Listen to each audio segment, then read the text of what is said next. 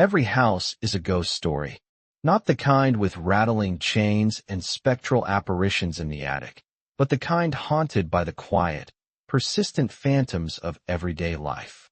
It is haunted by the ghost of laughter that still echoes in the grain of the wooden floorboards, by the phantom warmth of a hand that once rested on a windowsill, by the spectral imprint of two bodies curled together on a sofa. These are the ghosts that turn four walls and a roof into a home. They are the invisible architecture of memory, the silent witnesses to the love, the arguments, the triumphs, and the slow, creeping sorrows that constitute a shared existence. A home is not a building. It is a living archive, and its silence can hold more stories than its walls have words. The story you are about to read, beginning with the chapter "The Sound of Silence," plunges you directly into just such a haunting. It is a tale that understands that a home is not merely a structure but a reliquary, a sacred container for the most fragile and potent artifact of all, a relationship. And it poses a devastating question. What happens when that container must be broken? What becomes of the ghosts when the house is no longer a home, but merely a property, an asset to be liquidated? We meet our narrator, Sarah, a woman adrift in the heavy, felt like silence that has consumed her marriage and her house. The silence is a character in itself, a thick, suffocating presence that has swallowed the small, cheerful sounds of a life once lived in unison. Her husband, Mark, has become a stranger who shares her address, but not her space. He is a study in rigid lines and crisp efficiency, a man who has traded the shared ritual of a French press for the solitary, aggressive hiss of a chrome espresso machine. He operates on the clean, cold logic of next logical steps. And the next step on his checklist is selling the very house that holds the entirety of their shared history. The conflict is drawn not with the sharp lines of a dramatic betrayal, but with the heartbreaking subtlety of 1,000 small erosions. This is not a story of a single, cataclysmic event, but of a death by 1,000 cuts. The conversations that dwindled from hours to monosyllables, the touch that became obligatory then absent, the laughter that faded into a distant echo. The impending arrival of the realtor is not the cause of the end, but its official, dispassionate announcement, a gavel striking in the stillness to declare a decade of love officially adjourned. Through Sarah's eyes, we experience the profound dissonance between a house and a home. To Mark, it is an asset, a line item on a balance sheet of their uncoupling. But to Sarah, every corner holds a story. The kitchen walls, painted a cheerful butter yellow when their forever was just beginning, are now the backdrop for a cold, sterile transaction.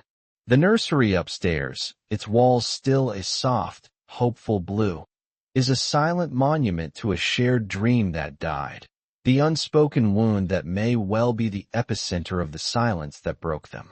The house is not just wood and plaster. It is the repository of their vows, their jokes, their tears, and their ghosts. And Mark is ready to put a for sale sign on its soul. This introductory chapter is a masterclass in quiet devastation. It invites you into the intimate, claustrophobic space between two people who have lost the language to reach each other across the chasm of their shared living room.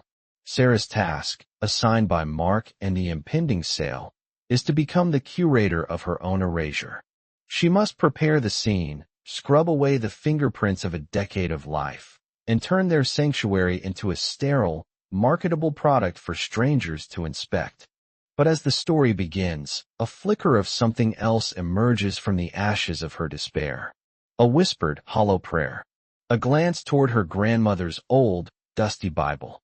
It is the first hint that this may not just be a story about the end of a marriage, but about what can be found in the wreckage. It asks if there is a strength to be found when your own has failed, if there is a voice that can be heard when all you have left is the crushing sound of silence. Step inside this house. Feel the weight of the unspoken words hanging in the air. Watch as a decade of love, hope, and memory is assessed, appraised, and prepared for auction. The sound of silence is not just the beginning of a story about a home being sold.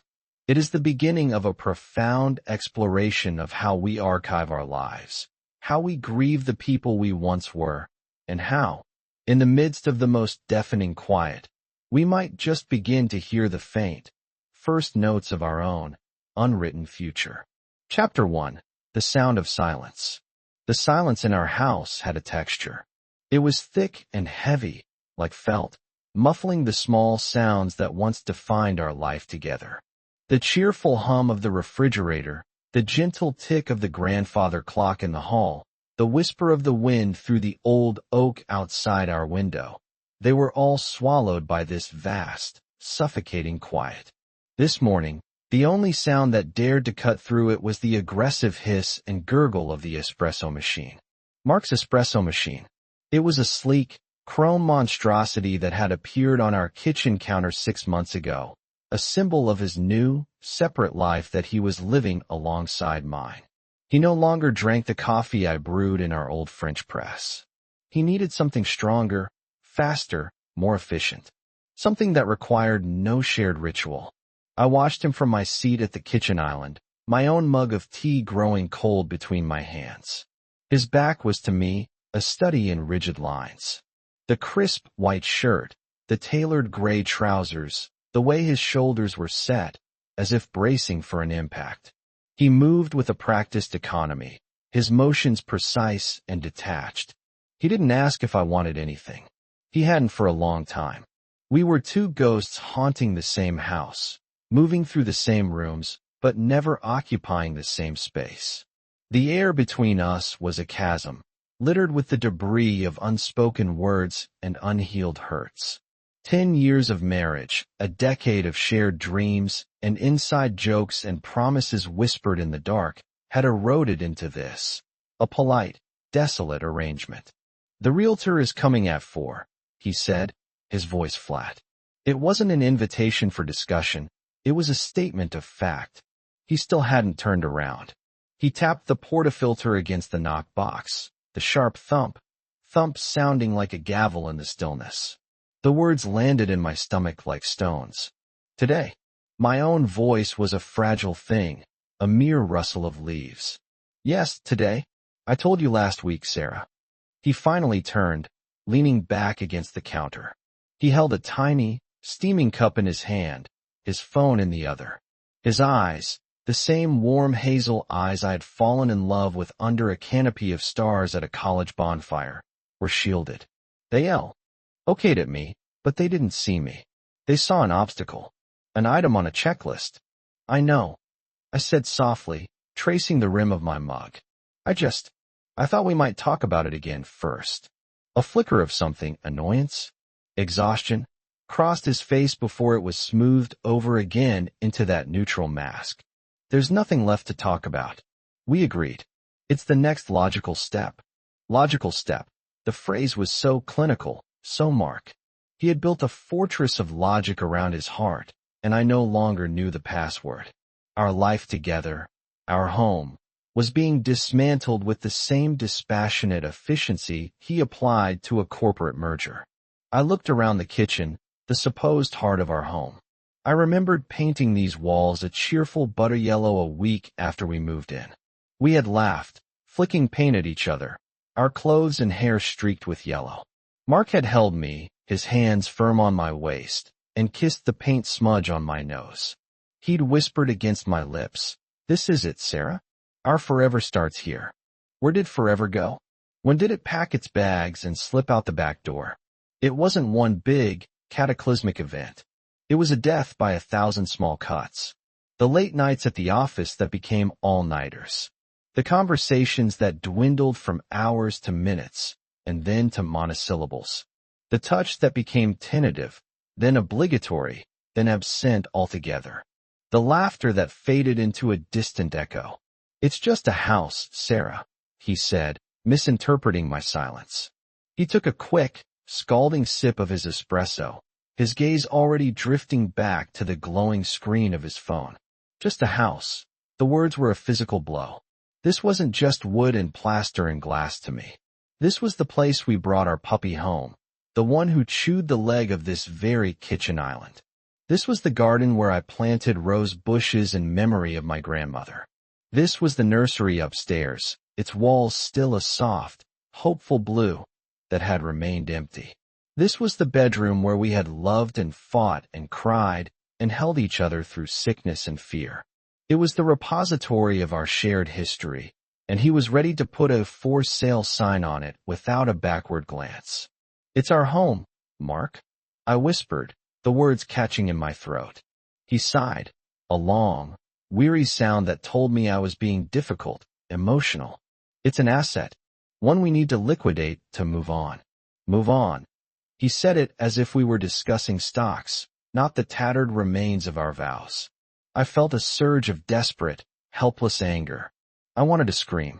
I wanted to throw my mug against the wall and watch it shatter, just to make a sound loud enough to break through his composure. I wanted to shake him and yell, "Look at me. Look at what we're doing. Don't you care at all?" But I did none of those things. The fight had gone out of me months ago, replaced by a deep, aching weariness. Instead, I just nodded, the motion stiff and painful. "Okay," I said. His relief was palpable. The tension in his shoulders eased. "Good. I have an early meeting. I'll see you tonight. Just have the place look presentable, will you? First impressions are everything." He rinsed his tiny cup, placed it carefully in the dishwasher, and walked out of the kitchen. He didn't say goodbye. He didn't kiss my cheek. He just left, his footsteps echoing on the hardwood floors before the heavy thud of the front door sealed me back into the silence. I sat there for a long time, the cold tea a bitter taste in my mouth. The morning sun streamed through the window, illuminating dust motes dancing in the air, each one a tiny, forgotten moment. The silence was no longer a heavy blanket. It was a living entity, its cold tendrils wrapping around my chest, squeezing the air from my lungs. This was it. The end. Not with a bang, but with the quiet click of a closing door and the scheduling of a realtor. We were done. The love that I thought was an eternal flame had been reduced to a pile of cold ash. My gaze drifted to the small bookshelf by the pantry. It was filled with cookbooks, but on the top shelf, collecting a fine layer of dust, was my grandmother's old Bible. It was bound in worn, cracked leather, its pages tissue-thin and edged in gold. I hadn't opened it in years. Nana Clara used to say, "When your own strength fails, Sarah girl, there's a strength that never does. You just have to be quiet enough to ask for it." I was failing. We were failing. And all I had left was the crushing, overwhelming sound of silence. A desperate, hollow prayer, more a breath than a thought, formed in the depths of my despair. Asterisk, God, if you're there, I can't do this anymore. Asterisk. Chapter 2. Echoes in the Dust. The prayer hadn't brought a clap of thunder or a voice from the heavens. It brought no sudden clarity, no divine intervention. It had simply nudged me to my feet. It was a borrowed strength, perhaps, a faint echo of my grandmother's unwavering faith, just enough to move my limbs from paralysis into a semblance of purpose. The realtor was coming at 4. The house needed to be presentable. I started where he had left me, in the kitchen. I scrubbed the chrome monstrosity until it gleamed, my reflection a distorted, wavering ghost in its surface. I wiped down the granite countertops, cool and unforgiving beneath my cloth, erasing the invisible circles left by his espresso cup and my tea mug. Each methodical wipe was an act of erasure, an attempt to clean away not just the grime, but the residue of our shared existence. I was preparing the scene, setting the stage for strangers to walk through and imagine their own lives here, their own laughter, their own arguments, their own slow, creeping silence. From the kitchen, I moved into the living room. The sun, higher in the sky now, cast long fingers of light across the hardwood floor, illuminating a constellation of dust. I paused, watching the particles dance. They were, I thought, the physical manifestation of our life here, tiny fragments of shed skin, of wool from a favorite sweater, of pollen from the roses I'd brought in from the garden, of paper from the books we'd read. 10 years of life, atomized and floating in the air. My task, Mark's sterile instruction, was to make the house look as though no one had ever truly lived here. To depersonalize it. To turn our home back into a house. I began the autopsy of our marriage, room by room. Every swipe of the lemon-scented cloth was an excavation. Polishing the mahogany coffee table, my hand paused over a small, crescent-shaped dent near the edge. It was from our first Christmas in this house. Mark had bought an absurdly large tree, and while trying to maneuver it into its stand, he'd slipped, sending a heavy glass ornament crashing down. We had collapsed into laughter, surrounded by pine needles and shattered silver, the damage to the new table completely forgotten in the joy of the moment. I could almost hear the echo of that laughter, a phantom sound in the oppressive quiet. Now, the dent was just a flaw, a mark of imperfection that might lower the asking price. I straightened the velvet cushions on the sofa, fluffing them until they were plump and anonymous. I ran my hand over the arm of the worn leather reading chair in the corner, my chair. The leather was soft and supple, molded over years to the shape of my body. How many worlds had I visited while curled up in that chair? How many times had Mark come up behind me, wrapping his arms around my shoulders and pressing a kiss to the top of my head, his chin scratching gently against my hair as he asked what I was reading. The chair held the ghost of his touch, and I pulled my hand away as if burned. Next, I faced his study. In the early years, it had been our shared space, filled with 2 desks, our books mingling on the shelves. Now, it was solely his domain. It was as sleek and impersonal as his espresso machine. A minimalist desk, a single ergonomic chair, and shelves lined not with novels and poetry, but with thick binders and books on market strategy. The air was different in here, sterile and still. It smelled of paper and electronics, not of us. I dusted the surface of his desk, careful not to disturb the precise arrangement of his pens and his monitor. My eyes caught on a sliver of paper sticking out of a thick tome titled Disruptive Innovation. I pulled it out. It was a ticket stub from a revival screening of Casablanca, dated 8 years ago. I remembered that night. We had held hands the entire time, and I had cried at the end, as I always did. On the walk home, under a sky full of indifferent stars, he had pulled me to a stop and hummed, as time goes by, slow dancing with me right there on the pavement. He had been so hopelessly romantic then. That man would never have used a movie ticket as a bookmark in a business manual. He would have pressed it into a memory book. I gently slid the ticket back into the pages, burying the memory within the cold, hard logic of his new world. I saved the upstairs for last. Each step on the creaking staircase was a footfall into a deeper level of the past. At the top of the landing, there were 3 doors. Our bedroom, the guest room, and the one that was always kept closed. I pushed it open. The room of the soft, hopeful blue. The air was thick with the scent of old paint and lost potential. Sunlight filtered through the single window, illuminating the empty space. It had been a nursery for less than a month.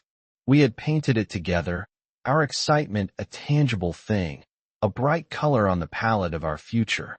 We had assembled the simple wooden crib, our hands often bumping, our laughter echoing in the small room. We had hung a mobile of felted stars and moons above it. Then, the bleeding had started.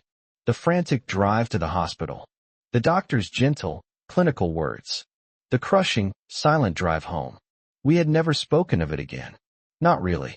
Mark had dismantled the crib the next weekend while I was out, his own form of grieving through brutal efficiency. But he had left the mobile. It hung there still, the little felted moon slightly askew, the stars motionless, waiting for a breath of air that never came.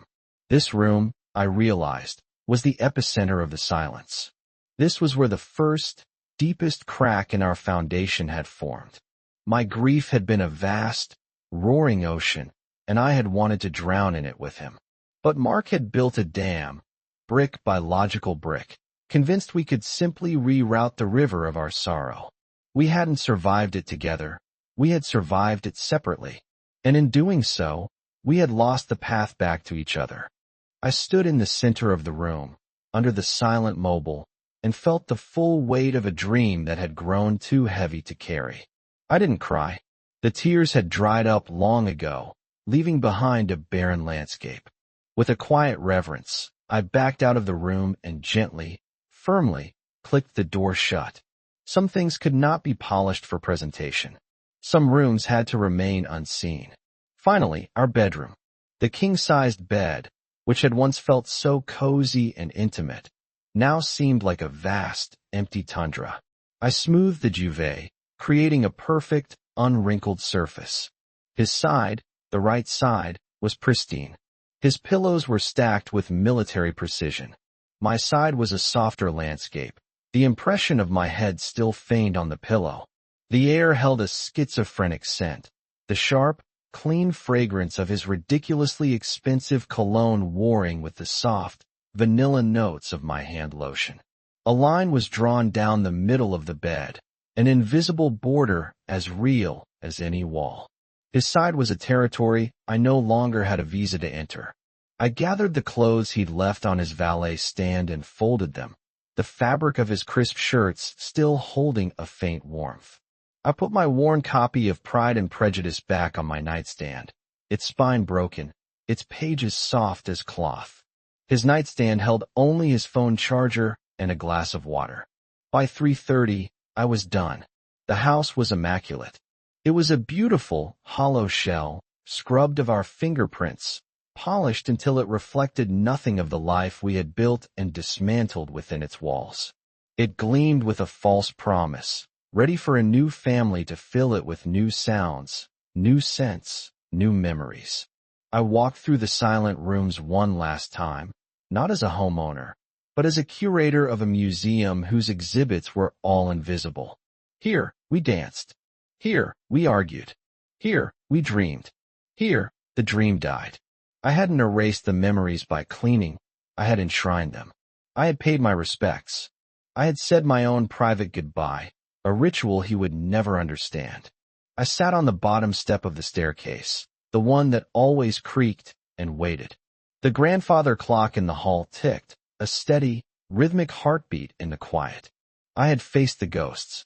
I had walked through the ruins and acknowledged every broken piece. The silence was still there, a vast and endless thing, but it had changed. It was no longer a suffocating blanket. It was just space, an empty space, waiting to be filled. The front door handle clicked, a sharp, metallic sound heralding the arrival of the future. I took a deep, steadying breath. I was ready. Chapter 3, The Assessment. The man who stepped over the threshold was not a harbinger of doom, but something far more mundane, and therefore, more chilling, an agent of transaction. He was of medium height, dressed in a sharply pressed navy suit that looked out of place in the quiet, sun-dusted afternoon. His name was Arthur Henderson. His smile was a well-practiced, symmetrical thing that didn't quite reach his eyes, and his handshake was firm, brief, and dry. "Mrs. Davies," he said, his voice a smooth baritone that seemed designed to inspire confidence and soothe anxieties. "Thank you for having me. The curb appeal is excellent. Mature tea. Rees, lovely stonework. Buyers appreciate that." He spoke of the house as if it were a stranger we were both meeting for the first time. I nodded, my throat tight, and stepped back to let him in.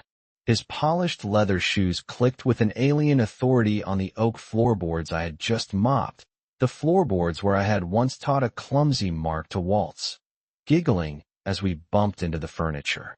"Mark, Mr. Davies, mentioned you've done an exceptional job preparing the property," he continued, his eyes sweeping the hallway, taking in the grandfather clock, the staircase, the archway to the living room. It wasn't a glance of appreciation. It was an assessment, a rapid calculation of assets and liabilities. He was right. It's immaculate. Immaculate. The word felt like a betrayal. The house wasn't immaculate. It was sterile. It was a body prepared for burial. Shall we? He gestured towards the living room, a gracious host in my own home. I followed him, feeling like a ghost trailing in his wake. In the living room, he paused in the center, turning in a slow circle. The dust motes I had watched dance earlier were gone, banished by my cleaning frenzy. The room waited, silent and expectant. Wonderful natural light, he declared, nodding towards the large bay window. This is the heart of the home. You can feel it. Great flow into the dining area. Perfect for entertaining. Entertaining. The word conjured images of cocktail parties and festive dinners. But my memory supplied a different scene. Mark and I on the sofa, not speaking, the television flickering between us, a chasm of silence widening with every passing show. I saw the dent on the coffee table. Mr. Henderson's gaze slid right over it, an insignificant blemish in the grand scheme of the sale. To him, the room was a collection of features: hardwood floors, crown molding, recessed lighting. To me, it was a soundstage of memories, the laughter and the silence trapped in the plaster like fossilized echoes. He moved into the kitchen, running a hand over the granite countertop I had just polished. Top-of-the-line appliances. A chef's dream, he murmured, opening a cabinet and closing it with a satisfyingly soft click. The work Mark had done in here really paid off. It's a major selling point. I stared at the espresso machine, Mark's chrome monstrosity. It had been the source of our last real argument. A ridiculous, expensive argument about counter space and priorities and what it meant to build a life together. He saw it as an investment in a lifestyle. I saw it as another wall, another sleek, metallic surface where my reflection looked back at me, alone. Mr. Henderson saw it as a feature that would add a few thousand to the asking price. We were all looking at the same objects, but seeing entirely different worlds. We proceeded to his study. Mr. Henderson's professional smile widened. And a dedicated home office. Post-pandemic, this is gold. A quiet, separate space for productivity. He was right. It was a space for productivity. It was the room where Mark had diligently, productively, and quietly worked his way out of our marriage. It was where he had built the career that had become more his partner than I ever was. I looked at the book, Disruptive Innovation, and pictured the Casablanca ticket hidden within its pages like a secret love note in a hostile country. The room wasn't gold. It was the cost of everything. All right, he said, turning back to the hall, his tone brisk and efficient. Let's have a look upstairs. Each step up the staircase felt heavier than the last. I was leading this stranger into the most private areas of my life, inviting his transactional gaze to fall upon the geography of my heart. At the top of the landing, his eyes scanned the 3 doors. Master bedroom first, I assume? I nodded and pushed open the door to our room. He stepped inside and immediately walked to the window, looking out over the back garden. Lovely view, and a very generous size. Room for a king bed, seating area, good closet space. He was all business, his words stripping the room of its intimacy, its history of whispered confessions and feverish nights, and the cold, vast distance of the last few years. He saw square footage. I saw the empty tundra of the bed, the invisible line drawn down the middle. He poked his head into the guest room, gave a satisfied nod, and then turned, his gaze falling on the last, closed door. The soft, hopeful blue. And this one? He asked, his hand already moving towards the doorknob. It's just a storage room, I said, the words coming out faster and firmer than I intended. My body had moved without conscious thought, placing myself slightly in his path. It was a small, almost imperceptible movement, but it was a boundary. He paused, his hand hovering in the air. He looked from the door to my face, and for the first time, a flicker of something other than professional assessment entered his eyes. It wasn't pity, perhaps not even curiosity. It was just a recognition of a locked door. Every house had one. He was a professional. He knew not to push. Of course, he said, his smooth voice covering the slight awkwardness of the moment. We can list it as a potential third bedroom or nursery. Versatility is key. Nursery. The word hung in the air between us, a tangible thing. He had said it without knowledge, a simple professional observation, but it landed like a physical blow. I felt the air leave my lungs, but my face remained a mask of placid composure. I had spent years perfecting this mask. He didn't notice. He was already turning, heading back down the stairs, his shoes clattering with a cheerful finality. Well, Mrs. Davies, the house is in fantastic shape. It will show beautifully. With the right pricing strategy, I'm confident we can move it quickly. Back in the living room, he placed his leather-bound portfolio on the coffee table, right next to the crescent-shaped dent of a shattered Christmas ornament, and opened it. He talked about comparable properties, market trends, commission rates. He used phrases like aggressive marketing and maximizing your return on investment. He was discussing the dismemberment of my life as if it were a quarterly business report. I nodded and said, I see, and that makes sense in all the right places, but my mind was elsewhere. I was upstairs, standing guard by a pale blue door. I was protecting the one room that hadn't been scrubbed of its meaning, the one space where the ghost was too powerful to be evicted for a viewing. In refusing him entry, I had, for the first time in a long time, claimed something as mine alone.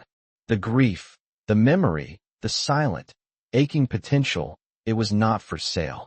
It would not be staged. I'll just need you to sign the listing agreement, he said, sliding a pen and a sheaf of papers across the polished wood. I looked down at the documents. The formal, legal language was as cold and impersonal as his assessment. It was the house's death certificate, the final act of erasure. My hand trembled slightly as I took the pen. I saw my signature next to Mark's, two names bound together one last time, not by love, but by property law. When I signed my name, the ink dark and final on the crisp paper, I was signing away more than a house. I was signing away a decade of my life. I was signing away the woman who had laughed over a broken ornament, the woman who had slow danced on a pavement, the woman who had painted a room the color of hope. Mr. Henderson gathered his papers, his smile returning, this time with a genuine warmth that signaled a successful transaction. Excellent. I'll have the photographer here on Thursday, and we'll aim to go live on Friday. You've made this very easy, Mrs. Davies. I'll be in touch. He showed himself out. The click of the front door latch echoed in the silence, a sound of profound finality. I was left alone in the immaculate, market-ready house, the signed papers a heavy weight on the table. The silence that descended was different now. It was no longer the oppressive quiet of absence and unspoken words. It had been scrubbed clean, just like the rest of the house. It was the silence of a vacuum. The silence of a stage after the play has ended and the actors have all gone home. The house was no longer my home. It was a listing, a property, an asset, and I, by extension, was no longer its keeper. I was simply the temporary occupant, waiting for the future to arrive and claim the space. Chapter 4. The Unseen. For a long time, I did not move. I sat on the sofa where Mark and I had once sat, the signed papers between us like a peace treaty after a war in which we had both lost. The silence Mr. Henderson had left behind was pristine. It was an architectural silence, the kind you find in a museum gallery or a newly built, uninhabited space. It was a blank canvas, and every tick of the grandfather clock in the hall was a brushstroke painting a picture of emptiness. My eyes drifted to the coffee table. The polished surface gleamed, reflecting the muted afternoon light from the bay window. It reflected the ceiling, the light fixture, my own blurred and wavering face. But my focus wasn't on the reflection. It was on the dent, the small, crescent-shaped scar in the dark wood that his professional gaze had dismissed. It was from a Christmas 3 years ago. I had bought a delicate, hand-blown glass ornament, a silver stag, and in a moment of giddy, wine-fueled joy while decorating, I had fumbled it. It had shattered on the table, the sound like a tiny bell cracking. Mark hadn't been angry. He had pulled me into his arms, laughing, and said it was a good excuse to kiss me under the non-existent mistletoe. He had held me, and I had buried my face in his sweater, the smell of pine and cold air clinging to him, and the broken ornament hadn't mattered at all. That dent was more a part of this home than the granite countertops or the recessed lighting. It was an inscription of a memory, an artifact, and Mr. Henderson hadn't even seen it. He had seen the potential for a sale, the square footage, the market value. He had not seen the life. A slow, quiet rebellion began to stir in my chest. He had assessed my house, my life, and found it wanting in nothing but a buyer. But he had missed the most important inventory, the inventory of the unseen. I stood up, leaving the listing agreement on the table. My feet carried me, soft on the runner, up the stairs. Each step was a deliberate ascent back into the past he had not been privy to. I passed the master bedroom, its door ajar, the space within now feeling like a hotel room I had once stayed in. I passed the guest room, neat and anonymous. I stopped before the pale blue door. My hand rested on the cool brass of the doorknob. Versatility is key, he had said. A potential third bedroom or nursery. The casual, professional cruelty of that word still echoed. He had no idea he was speaking the precise truth. The one I had buried so deep it had become the foundation of all my other sorrows. The key was in its lock, where it had been for 2 years. Turning it felt like breaking a seal on a tomb. The click was unnaturally loud in the quiet hallway. I pushed the door open. The air that met me was still and thick with the scent of old paint and sealed up hope.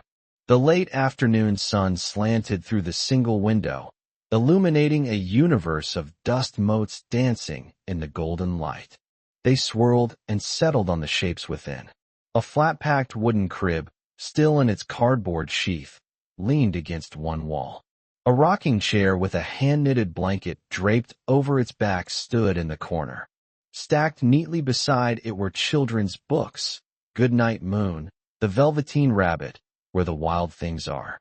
And hanging from the center of the ceiling, perfectly still, was a mobile of felt planets and stars, their threads coated in a soft layer of dust. This was the room I had protected, not a storage room, but a shrine, a monument to a future that had never arrived. My fingers traced the edge of the crib box. The memory surfaced, unbidden and sharp as shattered glass. Asterisk, are you sure about this color? Mark asked, a playful smudge of blue on his nose. He stood back, admiring our work, a paint roller held loosely in his hand. The room was empty then, save for 2 stepladders, canvas drop cloths, and the mingled, acrid sweet smell of fresh paint and shared ambition. Asterisk. Asterisk, I dipped my brush back into the tray. It's not just blue, it's whispering sky. It's the color of the sky on a perfect day just before the sun sets. Asterisk. Asterisk, he came up behind me, wrapping his arms around my waist and resting his chin on my shoulder. His warmth seeped through my paint-splattered t-shirt. I thought we agreed on a neutral yellow. Sunshine Meadows or something. Gender neutral. Asterisk. Asterisk, yellow is the color of anxiety, I said decisively, painting a long, careful stroke along the window frame.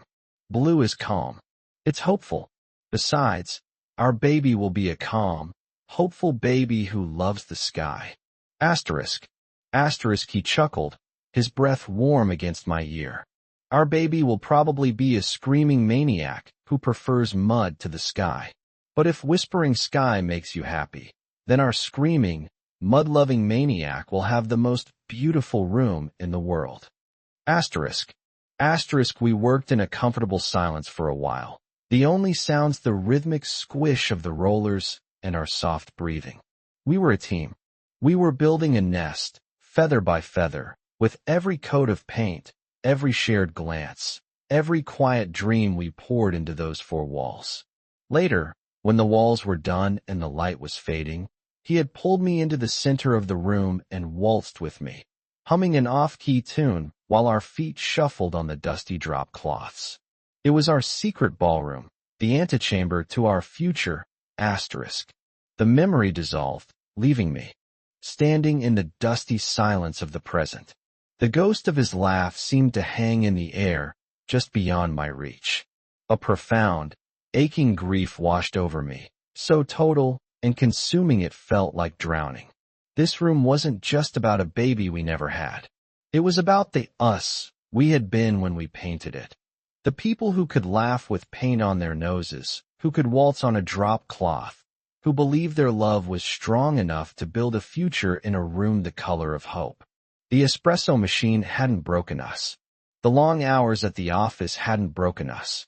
We had been broken long before, right here, in the silence of this beautiful, empty room. I could not leave it like this. I couldn't let strangers walk through this house, their agents pointing to this door and saying, "And this could be a lovely nursery." My grief was not for sale. It would not be used as a selling point. A new resolve hardened within me. I turned and walked out, leaving the door open. In the hall closet, behind the vacuum cleaner and a stack of old towels, were the boxes. Flat-packed, just like the crib. I pulled them out, the cardboard scraping against the floor, and carried them back to the blue room. The task was methodical, a penance. I started with the books. I ran my hand over the worn cover of the Velveteen Rabbit, its story of becoming real through love, a cruel irony. I placed it gently in the bottom of a box, a foundation of lost fables. One by one they followed. Next was the mobile. I climbed onto the sturdy rocking chair and carefully unhooked it. The felt planets, a lopsided Saturn, a too bright Mars, a pale blue Earth, swung gently as I lowered them. Mark had bought it from an artist on a trip we'd taken to the coast, the year we started trying. For our little explorer, he had said. I wrapped it carefully in tissue paper, silencing its cosmic dance, and laid it to rest on top of the books. I folded the blanket from the rocking chair. I had knitted it myself over a long, cold winter, my hands busy while my heart was in a suspended state of waiting. Each stitch had been a prayer. I folded it into a neat square and placed it in the box. I did not cry. The tears were frozen somewhere deep inside me. This was not an act of emotion. It was an act of survival. I was dismantling the shrine, piece by piece. I was performing a necessary archaeology of my own heart, packing away the artifacts of a lost civilization. When I was done, only the crib box and the rocking chair remained. The boxes were taped shut and stacked in the corner. The room was just a room again, an empty space with pale blue walls. It had been stripped of its power, its meaning packed away into cardboard. It was, finally, just a storage room. My eyes fell on a small, cloth bag tucked into the side pocket of the rocking chair. I had forgotten it was there. I reached inside, and my fingers closed around something small and soft. I pulled it out. It was a single, tiny bootie, knitted from the same soft, cream-colored wool as the blanket. I had only ever finished one. I closed my hand around it. It was so small, so impossibly, achingly small. I thought of Mr. Henderson and his listing agreement. I thought of the photographer who would come on Thursday to capture the great flow and the natural light. They would capture the shell, the immaculate corpse of a home. But they would not capture this tiny, unfinished piece of a dream. I would not pack it away. I slipped it into my pocket, the soft wool a secret warmth against my leg. I took one last look at the empty blue room, then pulled the door closed, turning the key in the lock one final time. The click was no longer a sealing of a tomb, but the closing of a chapter. I walked to the window at the end of the hall, the one overlooking the garden. The sun was lower now, and the whispering sky was turning a deep, bruised purple. I took the booty from my pocket and held it in my palm. It was not a symbol of my failure or my loss. It was proof. Proof that the hope had been real. Proof that the love had been real. Proof that the woman who had waltzed on a drop cloth had existed. And she was still here. She was the temporary occupant, yes, but she was also the sole keeper of the unseen inventory. And that was something no one could ever put a price on. Chapter 5. The Weight of Light. The bruised purple of the evening sky bled into a deep, starless indigo. For a long time, I stood at the window, the small, woolen booty a warm, living thing in my palm. It was the only artifact I had saved from the excavation. Everything else was boxed and sealed, labeled in my neatest script. Hopes, whispering sky. But this soft, unfinished object, was too potent to be relegated to a cardboard tomb.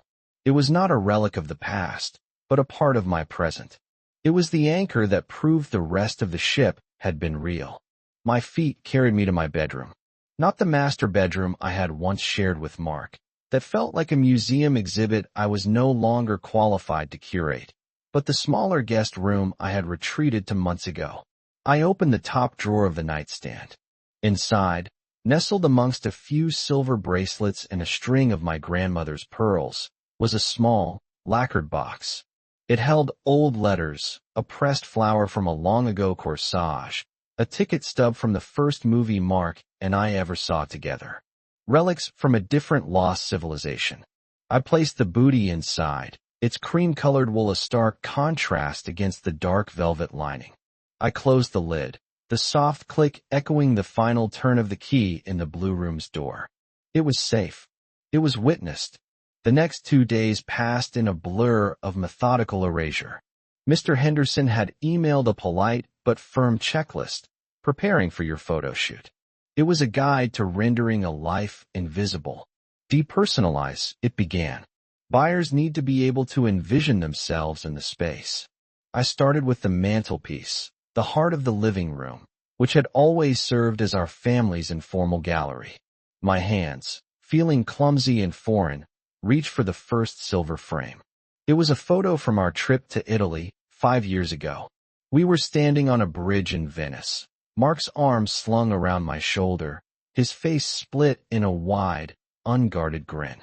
My own smile was just as bright, my eyes crinkling at the corners, reflecting the sun-drenched canal behind us. I remembered the taste of the gelato we'd just finished, pistachio and dark chocolate, and the feel of his sun-warmed shirt against my cheek. I had felt, in that exact moment, that happiness was a tangible substance, something you could breathe in and hold in your lungs. To a potential buyer, it was just a picture of two strangers. To me, it was the memory of breathing. I wrapped it in bubble wrap and placed it in a box. One by one, they came down. My parents on their wedding day, my father looking impossibly young in his tuxedo. My sister and I, as children, missing front teeth and wearing ridiculous matching jumpers. Mark, candid and laughing, caught mid-sentence at a backyard barbecue. Each frame I lifted felt heavier than its physical weight, freighted with the unseen cargo of a decade. The mantelpiece, when I was done, was a long, empty expanse of polished oak. It looked clean, spacious, and utterly devoid of a soul. It was a perfect blank slate for someone else's memories. Next, I tackled the books. My books were not decorations. They were companions. They spilled from the built-in shelves, were stacked precariously on end tables, and colonized the corner by my favorite armchair. They were dog-eared, their spines cracked, some with faint tea stains on their pages. They were a map of my mind, my comforts, my curiosities. The checklist suggested, curate your bookshelves. A few artfully placed hardbacks are ideal. Pack the rest, I found myself packing away my worn paperbacks, my beloved novels with their creased covers, and leaving behind only the glossy, impersonal coffee table books we'd been given as gifts and had rarely opened. The shelf looked like a hotel lobby. It was stylish. It was unread. It told no stories. The most difficult battle was waged over the armchair. It was a deep, comfortable wingback, upholstered in a faded floral chintz. The fabric on the arms was worn thin, and one of the legs had a slight wobble that we never bothered to fix. It was my sanctuary. It was the chair I curled up in with a book on rainy Sundays, the chair I'd collapsed into after long days, the chair from which I had watched the snow fall outside the bay window for 10 winters. Mark had often read the paper in the matching chair opposite, our feet sometimes touching on the ottoman between us. It was an old chair, a tired chair. It was, I knew, the antithesis of the sleek, modern aesthetic that sold houses. Consider putting older or oversized furniture into temporary storage, the list advised. I couldn't do it. It felt like evicting an elderly relative. It was a piece of the house's geography, as fixed and essential as the staircase. Packing away photos was one thing. Hiding the very furniture that had held me felt like a deeper betrayal. As a compromise, I bought a neutral, cream-colored throw blanket and draped it carefully over the back, hiding the most faded parts of the floral pattern. The chair immediately looked uncomfortable, a stranger in its own home, masquerading as something it was not. Thursday arrived with a pale, watery sunlight that did nothing to warm the chill in the house. The house was ready. It was clean, polished, and impeccably anonymous. Every surface gleamed.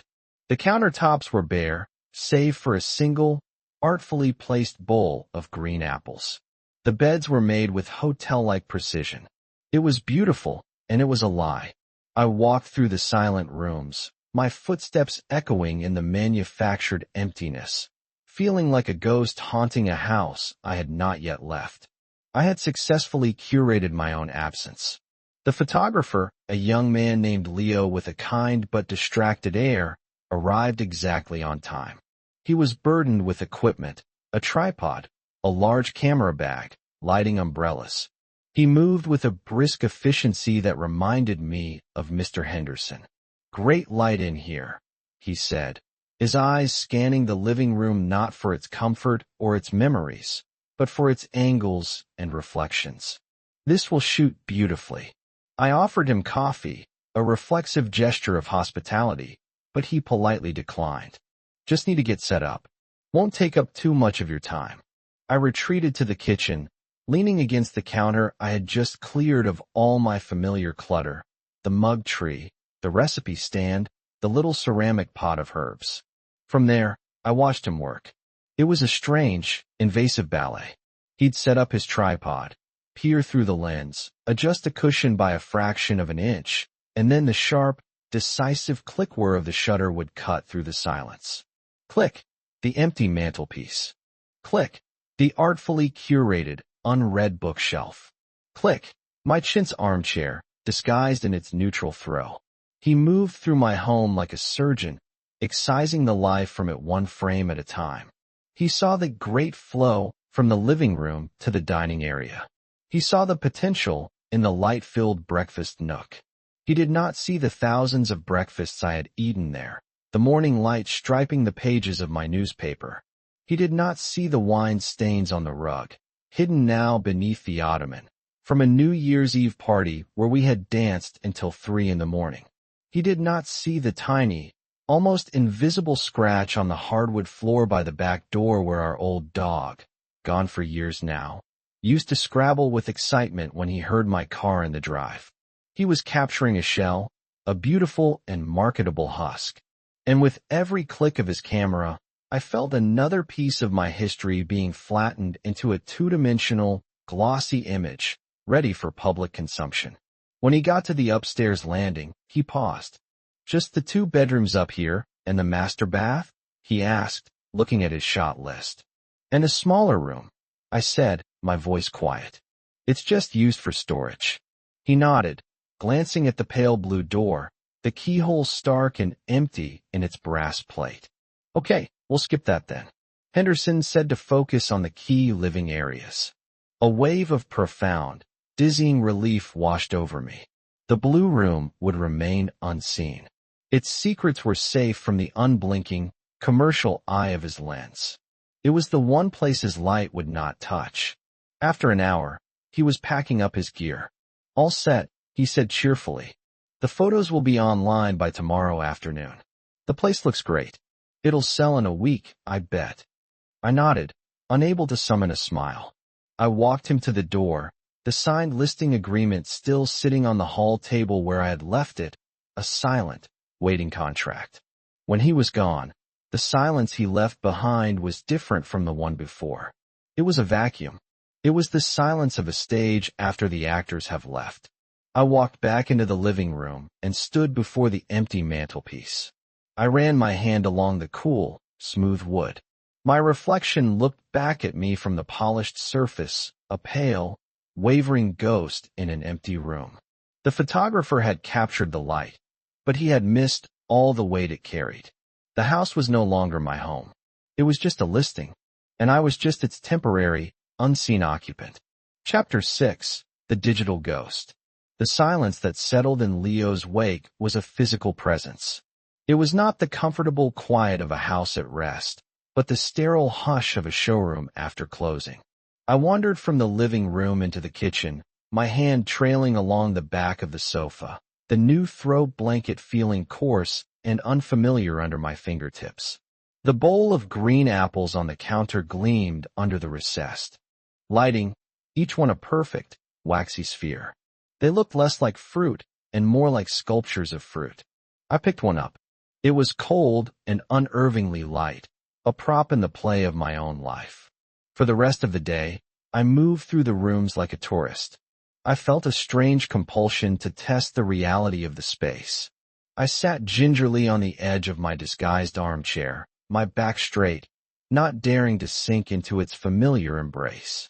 It felt disrespectful, like sitting on a museum piece roped off from the public.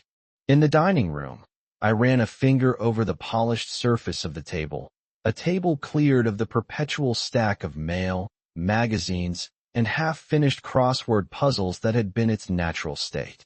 It was so clean I could see a distorted reflection of my own face, a stranger looking back at me with my own worried eyes. This house, the container of my entire adult life, had become a stranger to me. By stripping it of our personality, I had stripped it of its memory. And without its memories, it was just wood and plaster and glass, a collection of right angles and empty spaces. It had no more meaning than the floor plan on a brochure. I had wanted to make it easier for a buyer to imagine their life here, but in doing so, I had made it impossible to imagine my own.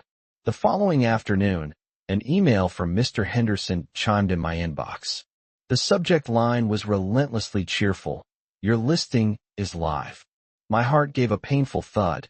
I stared at the screen for a long moment, my finger hovering over the trackpad. It felt like volunteering to read my own obituary. I got up, made a cup of tea I didn't want, and brought it back to the desk. The steam rose in a wispy column, blurring the bold, blue hyperlink on the screen. There was no avoiding it. Taking a shallow breath, I clicked. The real estate agency's website loaded, a slick, corporate white page. And there it was. My house, but not my home. The lead photo was a wide-angle shot of the living room, taken from the entryway. The watery afternoon light Leo had praised was transformed into a brilliant, golden wash, pouring through the bay window and illuminating the dust-free air. The room looked enormous, grand, impossibly serene. The empty mantelpiece was a focal point of minimalist elegance. The curated bookshelf looked intelligent and intentional. My armchair, draped in its cream throw, was just another piece of tasteful, anonymous furniture. I scrolled through the gallery. Click. The kitchen, its stainless steel appliances gleaming, the prop apples providing the only splash of color. Click. The dining room, poised and waiting for a dinner party that would never happen. Click. The master bedroom, the duvet a cloud of pristine white, the pillows plumped into perfect, symmetrical peaks. It looked like a room no one had ever slept in, a room that had never held whispered secrets or absorbed the sound of weeping, a room that had never known the simple, profound comfort of Mark's sleeping form beside me. Each photograph was a perfect, beautiful lie. They had captured the light and the space, but had utterly erased the life. They showed walls, but not the moments those walls had contained. There was no trace of the pencil mark on the kitchen door frame where we'd once jokingly measured our heights. No sign of the worn patch of carpet by the sofa where Mark always kicked off his shoes. All the small, sacred imperfections that made a house a home had been smoothed over, photoshopped into oblivion. Then I read the description. The words were a foreign language used to describe a land I knew intimately. Asterisk, nestled on a quiet, tree-lined street. This sun-drenched colonial offers the perfect blend of classic charm and modern convenience. An entertainer's dream, the open-concept living and dining area boasts incredible flow and abundant natural light. The gourmet kitchen is a chef's delight, ready for your next culinary creation. Upstairs, the serene master suite provides a private oasis of tranquility. Move-in ready and meticulously maintained. This turnkey property is waiting to welcome its next chapter. Asterisk. Its next chapter. The phrase was a clean, sharp incision. Our chapter, 10 years of laughter and arguments, of quiet mornings and loud parties, of building a life and dreaming of another, was over. Closed. Relegated to the archives. This house was no longer the setting of our story. It was a blank page. My phone buzzed on the desk beside me, startling me out of my digital trance. It was my sister, Sarah. I knew, even before I answered, why she was calling. I saw it, she said, her voice a mixture of awe and caution. Henderson sent me the link. Oh, Anna. It looks incredible. I made a non-committal noise. I mean, it's beautiful. So bright and clean. I almost didn't recognize it. You did an amazing job getting it ready. It'll sell in a heartbeat. Clean. There was that word again. It was meant as a compliment, but it landed like a judgment. Clean of us. Clean of our mess, our history, our love. It doesn't even look like your house anymore, she continued, blissfully unaware of the wound she was probing. Which is probably a good thing, right? Easier to leave. A fresh start. A fresh start. People said it so easily, as if a life could be shed like a winter coat. As if you could simply walk out of a decade and into a new one, unburdened. They didn't understand that the past isn't a place you leave behind. It's the soil your present grows in. You can't just scrape it off your roots. Right, I said, the word tasting like ash in my mouth. A fresh start. We talked for a few more minutes about logistics, when the first open house was, if I needed help with the final packing, but I could barely follow. My eyes were still fixed on the screen, on the glossy, hollowed-out ghost of my home. It was no longer mine. The moment it had been photographed, cataloged, and uploaded for public consumption, the transfer of ownership had already begun. I was just a caretaker now, guarding a property that belonged to the market. After I hung up, I closed the laptop. The silence of the house rushed back in, thicker this time, heavier. I stood up and walked back to the kitchen, drawn again to the bowl of perfect apples. They were the symbol of this whole charade. Beautiful, immaculate, and utterly devoid of substance. On impulse, I picked one up. The waxy skin was smooth and cool against my palm. I lifted it to my face. It smelled of nothing, just a faint, cold scent of refrigeration. I thought of the apples we used to buy from the orchard upstate, the lumpy, imperfect ones with spots on their skin. They smelled of earth and sun and autumn, and their flesh was so crisp it shattered when you bit into it. My hand tightened around the perfect, green prop. This sterile beauty, this curated emptiness, was a lie, and I was suffocating in it. With a sudden, defiant motion, I brought the apple to my mouth and bit. Down. The sound was obscenely loud in the quiet room. A sharp, violent crack that split the silence. A jolt of sour, acidic juice flooded my mouth, sharp and shockingly real. It wasn't sweet or complex. It was just a raw, green, aggressive taste. I chewed slowly, deliberately, standing in the middle of my gleaming, soulless kitchen. The texture was crisp, the flavor undeniable. It was an anchor in a sea of artifice. I swallowed. It was the first honest thing that had happened in this house all day. Chapter 7. An Uninvited Audience. The sharp, green taste of the apple lingered on my tongue, a tiny rebellion.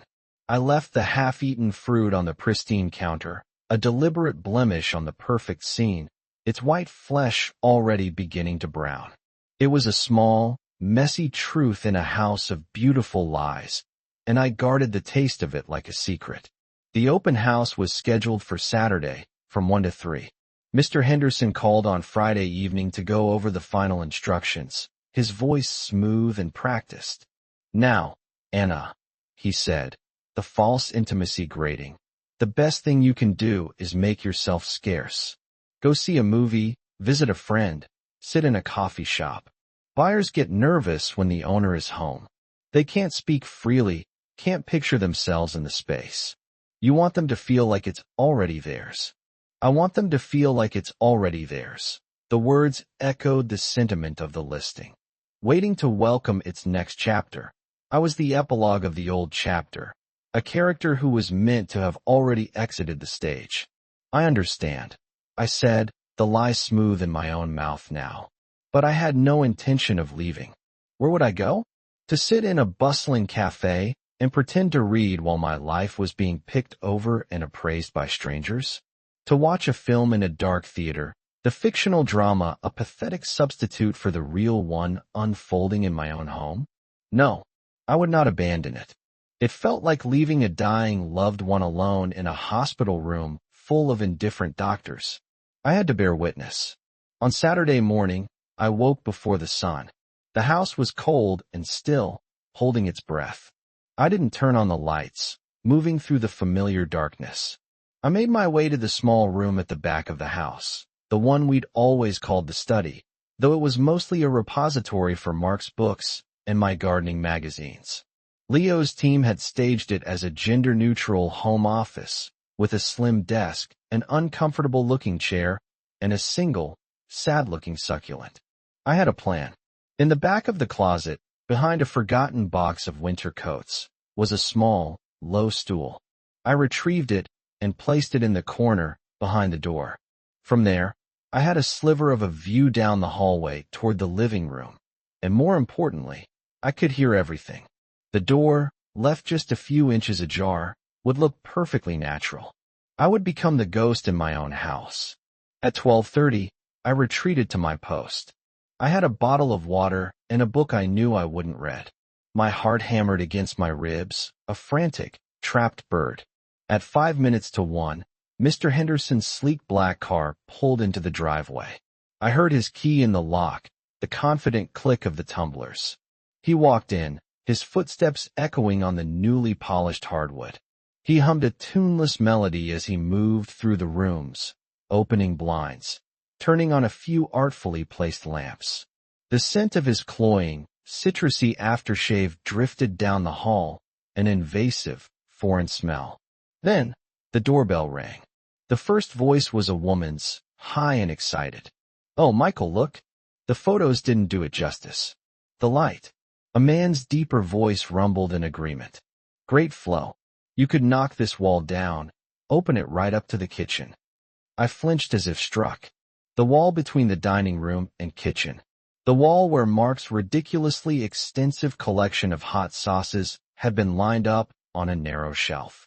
The wall where I'd tacked a postcard from every trip we'd ever taken. Knock it down, of course. It was just a wall to them. Drywall and studs. They moved into the living room. I could hear their footsteps, the woman's heels clicking, the man's a soft scuff. I pictured them standing in front of the empty mantelpiece, their hands on their hips, planning. "We could put the TV here," the man said. "Big flat screen. And a big sectional sofa there," she added. "Perfect for entertaining." They were erasing us with every word. They saw a blank canvas, and I couldn't blame them. That's what I had created for them. But to me, their words were acts of vandalism. A flat screen where our wedding portrait had hung.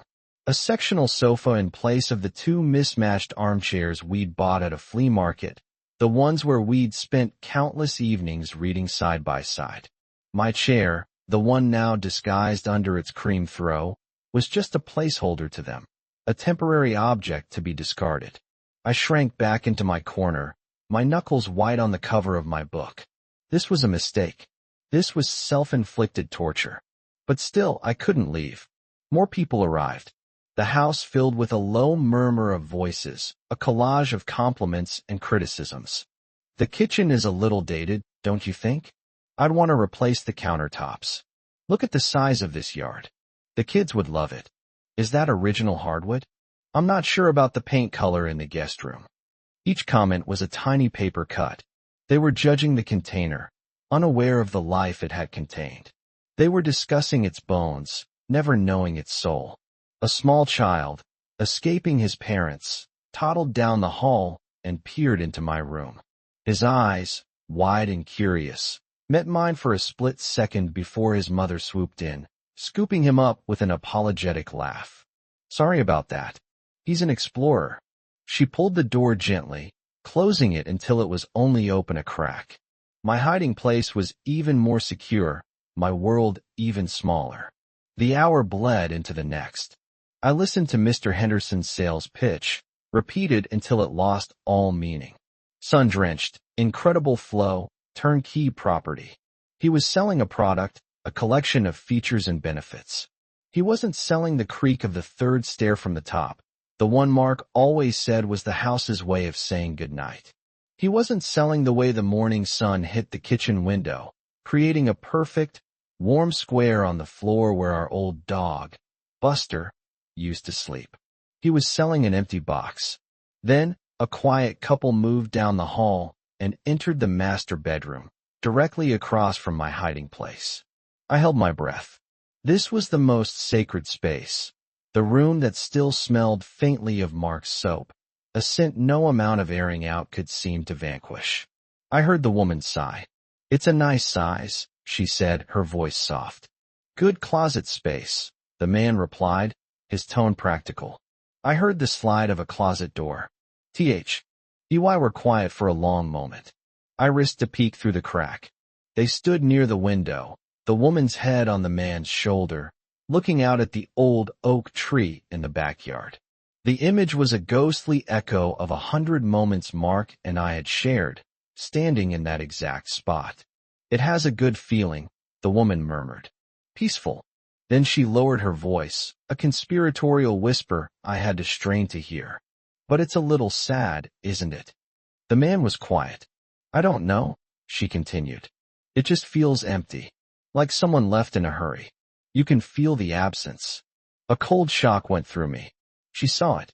Through all the staging, through the fresh paint and the polished floors, this stranger, this woman I would never know, felt it.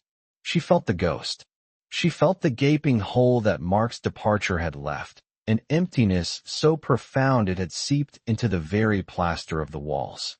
I felt a bizarre, unexpected surge of gratitude towards her. She hadn't just seen the square footage or the closet space.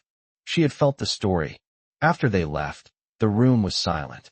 The open house was winding down. The murmur of voices from the living room was fading.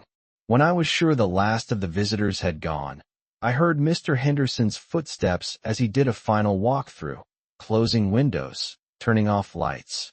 The front door clicked shut, and the deadbolt turned. The engine of his car started, then faded into the distance. Silence. I sat on my stool in the dark closet for a long time, the woman's words replaying in my mind. You can feel the absence. Slowly, I stood up, my legs stiff. I walked out of the study and across the hall into the master bedroom.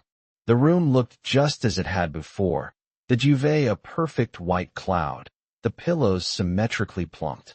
It was a room waiting for a life, not a room that had held one. The woman was right. It was sad. The sterile perfection was sadder than any amount of clutter or mess could ever be. This curated emptiness wasn't a blank page. It was a redacted document. My eyes fell on the nightstand beside my side of the bed.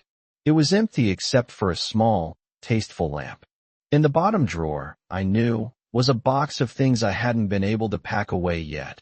A few photos, a ticket stub from our first concert, a small, smooth stone Mark had picked up for me on a beach in Maine, and his books. Leo had insisted the bookshelves be curated with generic hardcovers, but I had refused to pack Mark's own books. They were in a box in the closet, waiting. I went to the closet, opened the box labeled Mark's books, and lifted the top one. It was his favorite collection of poetry, the spine soft and cracked from use, the corners of the pages fanned out and worn. I could see the faint indentation of his thumb on the cover. I walked back to the nightstand and placed the book beside the lamp. It was a small thing, an object that meant nothing to anyone else. But its worn, familiar presence instantly broke the sterile spell of the room. It wasn't a prop. It was an artifact. It was evidence. It said that someone had lived here. Someone had read in this bed, turning these pages by the light of that lamp. It was a quiet defiance, a correction to the record. This house was not an empty vessel. It was full of echoes, and I would no longer help to silence them. I would let them be felt. I would leave a book on the nightstand. I would leave my half-eaten apple on the counter.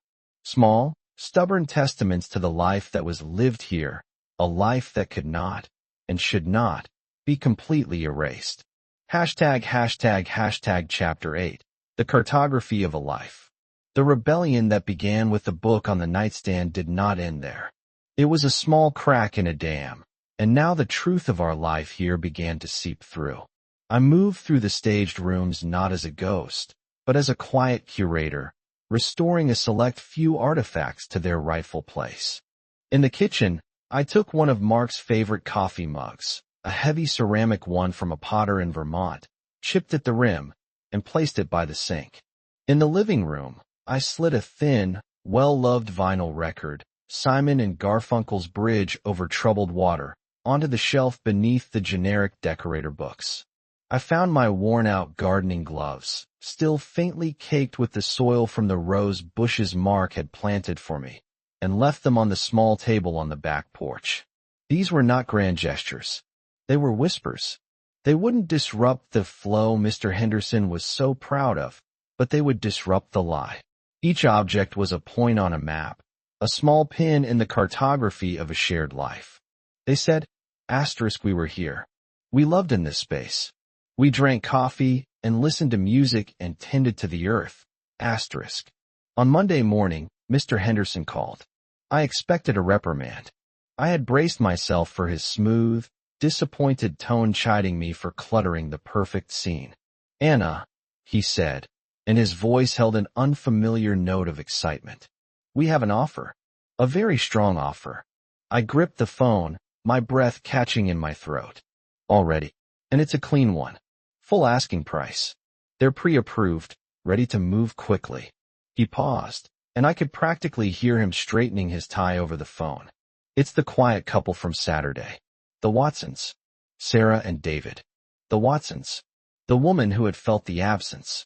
A wave of something unidentifiable washed over me. Not joy, not exactly relief, but a profound and unsettling sense of rightness. It felt like fate, a concept I hadn't entertained since Mark was alive. They also wrote a letter. Mr. Henderson continued, his voice shifting to a more perfunctory tone, as if this were an unprofessional and slightly tiresome addition to the proceedings. They asked me to forward it to you. I've just sent the email. I see. I said, my voice barely a whisper. Thank you, Richard. I used his first name for the first time, and the brief silence on his end told me it had registered. It was a small reclamation of my own standing. I was not just a name on a contract. I was the person he needed an answer from. After we hung up, I sat at the slim, uncomfortable desk in the study and opened my laptop. The email was there. My hand trembled as I clicked open the attached PDF. Dear owner, the letter began. * my husband, David, and I wanted to thank you for allowing us to view your beautiful home on Saturday. We have been searching for a place to start our family for nearly a year, and we have seen dozens of houses. Most of them felt like empty boxes, waiting to be filled. Yours was different, *. It's difficult to put into words, but as we walked through the rooms, we felt a profound sense of peace. It felt like a home that had been deeply loved. We know it's unconventional to say, but we felt that this was a happy house, even in its quietness. When we walked into the bedroom and saw the book of poetry on the nightstand, it felt like a sign. It sounds silly. Oh, why, I'm sure.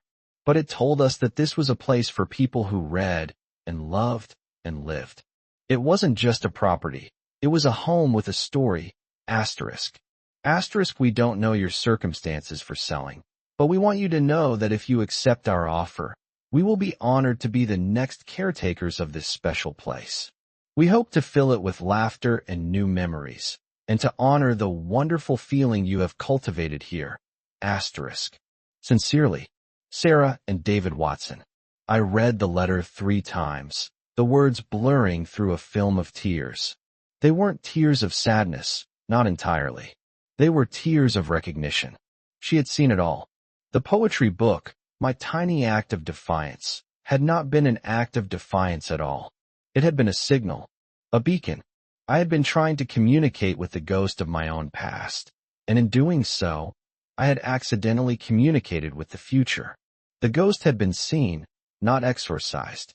The emptiness had been felt, not as a void, but as a space that held the shape of what it once contained. They weren't buying a blank canvas to paint over. They were accepting a palimpsest, a manuscript on which the traces of an earlier text were still visible. They wanted to write their own story alongside ours, not on top of it. I called Mr. Henderson back within the hour. "We accept the offer," I said, my voice clear and steady. The house seemed to exhale around me. The weeks that followed were a blur of paperwork and packing.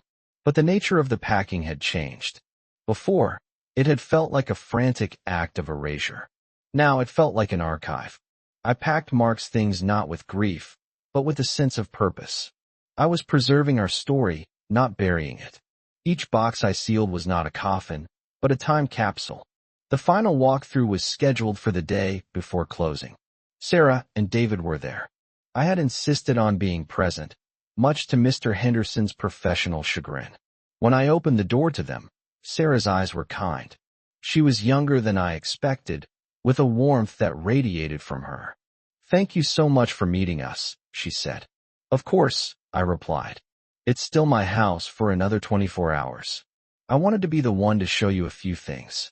I walked them through the empty rooms, the sound of our footsteps echoing in the hollow space. I showed them the loose floorboard under the kitchen sink, the one Mark always meant to fix. I pointed out the faint pencil marks on the doorframe of the study, where we had tracked the height of our neighbor's son. I took them into the backyard and showed them the specific rose bush that produced the most fragrant blooms. "The house has its own language," I said, standing by the window in the master bedroom, the same spot where I had seen them stand. "The third stair from the top creaks. Mark used to say it was the house saying good night." David nodded, his expression serious and respectful. But it was Sarah who spoke. "Thank you," she said, her voice soft. "We'll listen for it." In that moment, I knew I had done the right thing. This wasn't an eviction. It was a handing over of the keys, not just to the doors, but to the stories held within. It was a graduation. The next day, sitting at a long, polished table in a sterile office, I signed my name over and over again until my hand ached. It was anticlimactic, a series of legal rituals that felt disconnected from the gravity of the act itself. The true closing had happened the day before, in the empty rooms of the house, with a shared understanding between two women who had never met, but who understood the soul of a place. I handed the single, worn brass key to Sarah. Our fingers brushed. It was warm from my hand. "Good luck," I said. "Take care, Anna," she replied. I walked out of the office and didn't look back. I got into my car, which was packed with the few boxes I was taking with me to my small, new apartment. For the first time, the idea of the apartment didn't feel like a downgrade or a defeat. It felt like a blank page. Not the curated, false blankness of the staged house, but a true, honest emptiness waiting for me. I drove past the house one last time. A light was on in the living room window. They were already there. They were beginning. For a moment, I felt a pang of something sharp and deep, a phantom limb ache for a life that was no longer mine. But then it passed, replaced by a quiet calm. The house was not an empty box. It was full. It was full of the echoes of our laughter, the scent of Mark's soap, the memory of sunlight on a wooden floor. And now, it was ready to be filled with new things, the cry of a baby, perhaps, the smell of different meals cooking, the sound of a new song playing on the stereo. Our ghosts would remain, but they would be gentle ones, sharing their space, making room. I was no longer the epilogue of an old chapter. I was the prologue to a new one whose story I had not yet written. And as I drove away, toward the setting sun, I carried my own ghosts with me. They were not a weight, but a quiet, constant hum beneath the surface of my own life. They were my cartography, the map of where I had been. And for the first time, I felt ready to see where it would lead me next. And so, Sarah's story comes to a gentle close.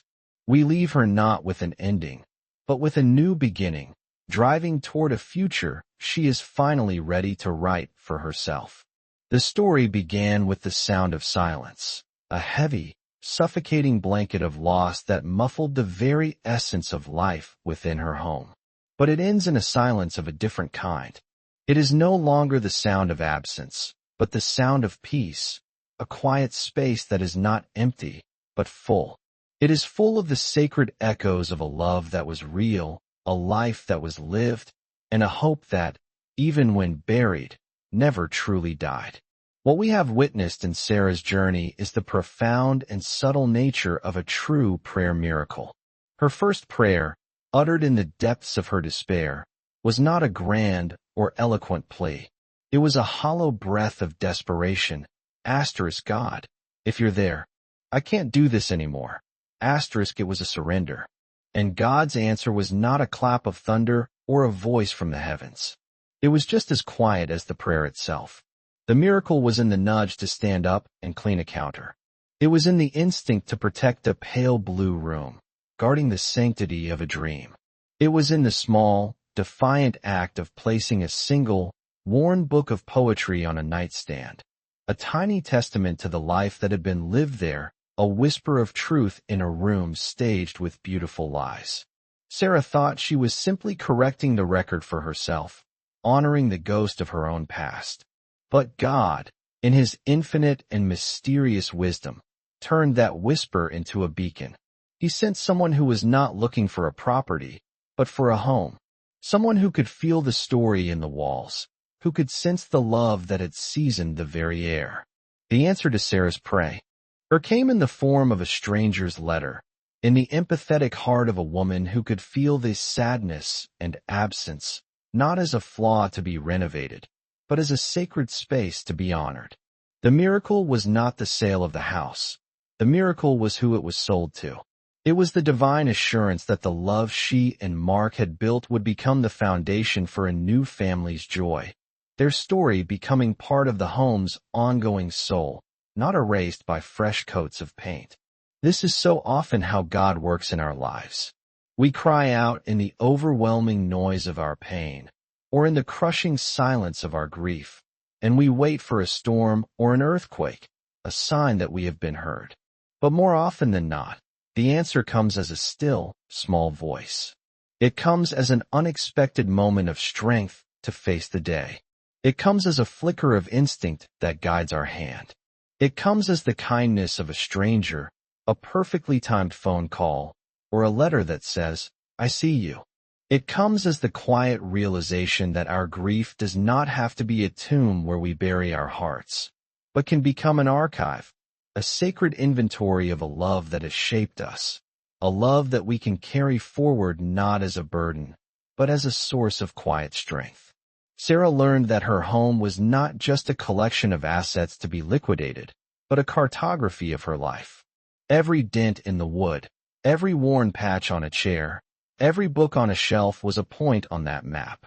And by leaving a few of those coordinates visible, she didn't just find a buyer. She found a successor, a kindred spirit to become the next caretaker of her story. She learned that you do not have to erase the past to make room for the future. You simply have to honor it, and then gently turn the page. Thank you so much for walking with Sarah through the quiet rooms of her grief and her eventual healing. Thank you for lending your hearts and your time to her story. We know these journeys are not always easy to watch, as they often reflect the locked rooms and silent spaces within our own lives. But it is in sharing these stories that we find connection, understanding, and the profound comfort of knowing that we are not alone in our struggles. Your presence here, your willingness to witness these moments of quiet faith, is a blessing to us and to this entire community.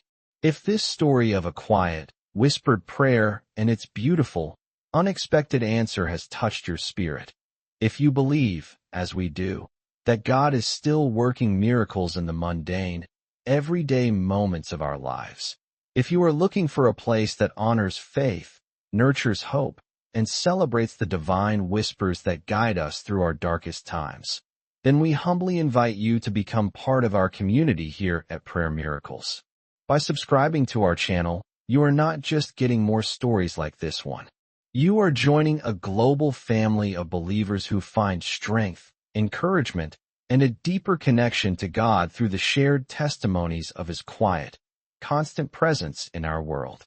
You are helping us to continue spreading a message of hope, the message that even in the deepest silence, God is listening, and His answers, though they may be subtle, are always on their way.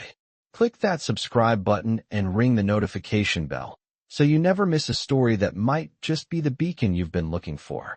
Until our next story, may you be blessed.